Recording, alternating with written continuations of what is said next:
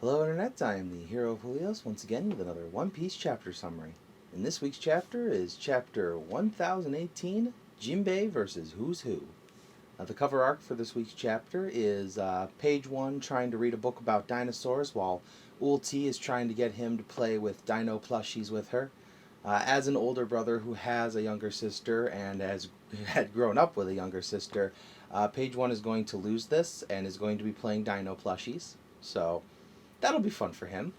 But without further ado, let's go into the actual chapter itself. Gifters are on a rampage. They have received the order from Tama. They are going crazy. Apparently, we learn a little bit later, they've even turned some of their respective subordinates to Kaido, away from Kaido's side. So even among just the gifters that we got with Tama's power, we gained some of those gifters' specific subordinates, which is really cool. It turns the tide quite a bit.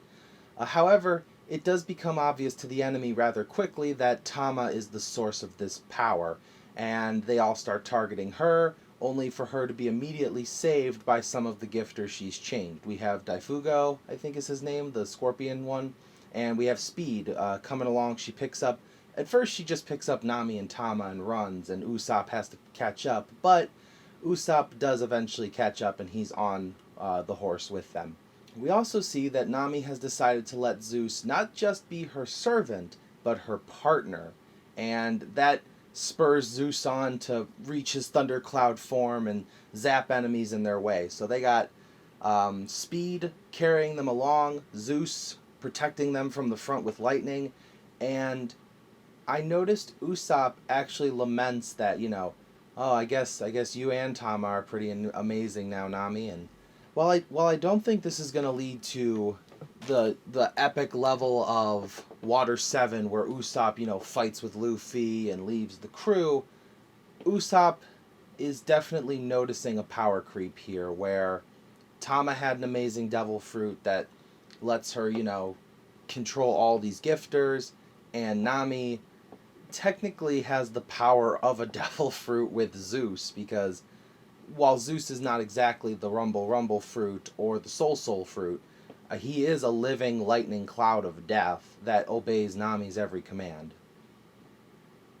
I think this is going to lead up to something in the Elbaf arc, when we finally get to Elbaf, but this could potentially lead to Usopp eating a devil fruit. We see Nami getting this huge power up, and quite frankly, Chopper didn't really need a power up in my opinion, but with the Rumble Ball lasting 30 minutes, he's, a lot stronger than he used to be. I think Usopp needs a power up now. Not because I think, oh, Usopp's too weak or Usopp's not versatile enough, but I think this is hinting towards Usopp getting a spike in power like the rest of the crew, or at least the weak trio that the three of them have made up. Our next scene consists of CP0, again, in their room, doing nothing. But this time we find out why they're in that room doing nothing. They state amongst themselves that they actually have no dog in this race. I don't think they're here for Kaido, and I don't think they're here for Luffy.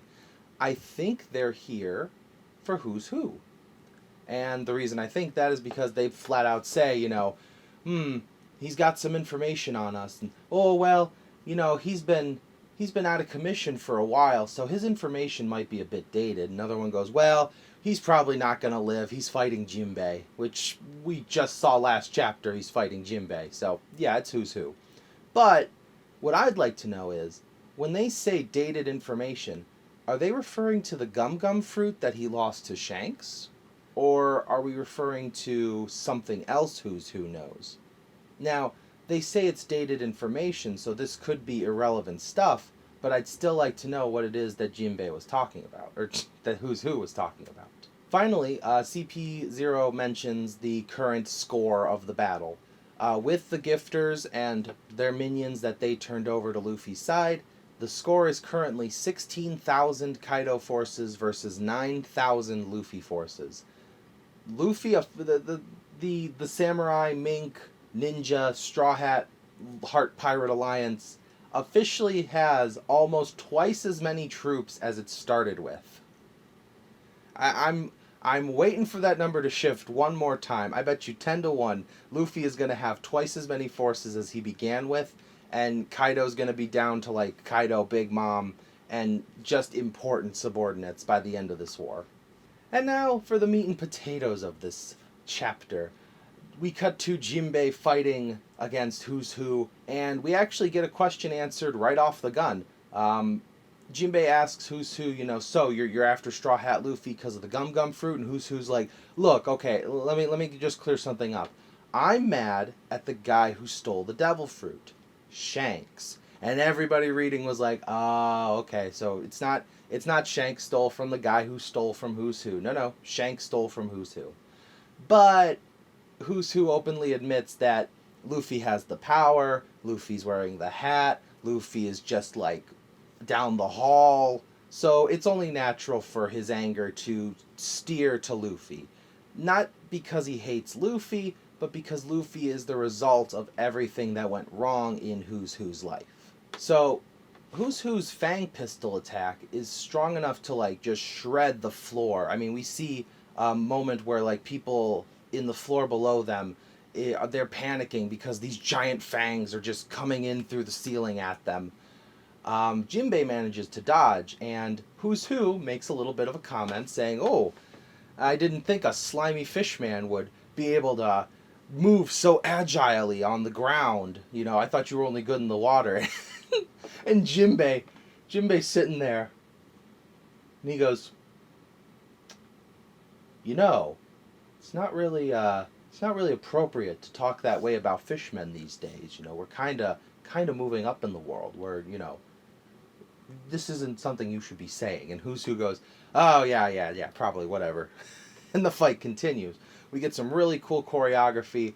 I'm always a big fan of the fight scenes in One Piece. It's a shonen manga, so you have to just these have to be good. These are what people come here for.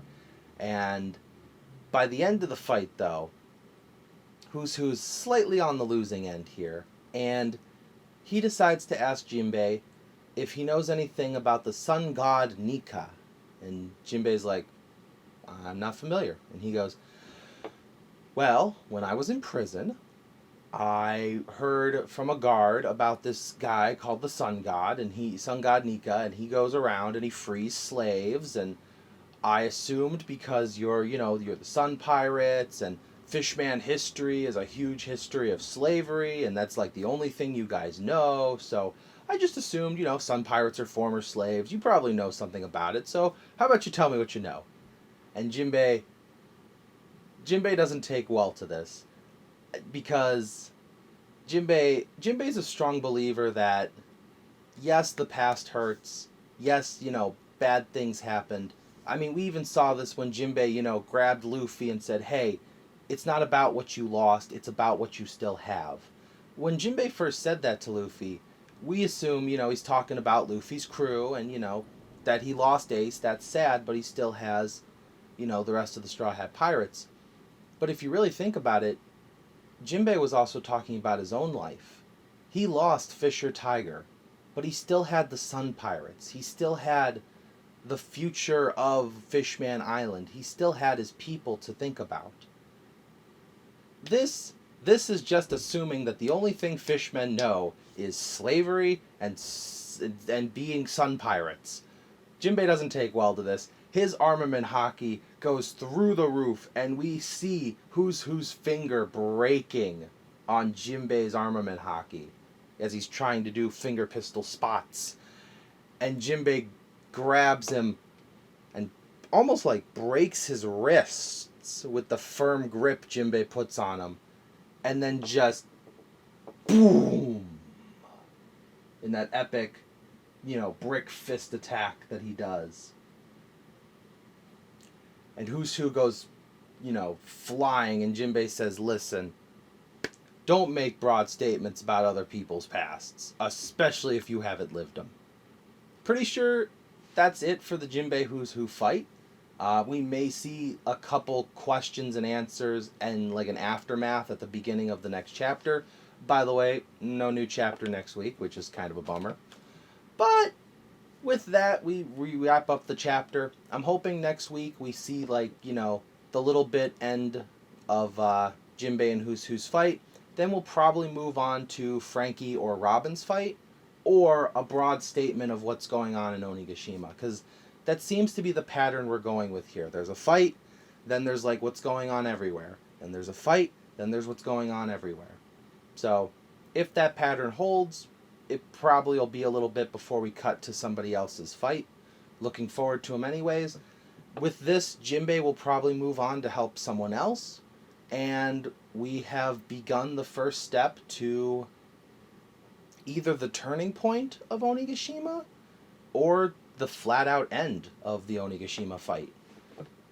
With that, though, I will see you in the next week's... Well, not next week, there's a break, but thank you for watching as always, and I'll see you in the next video. This is the Hero of Julios, Xing out.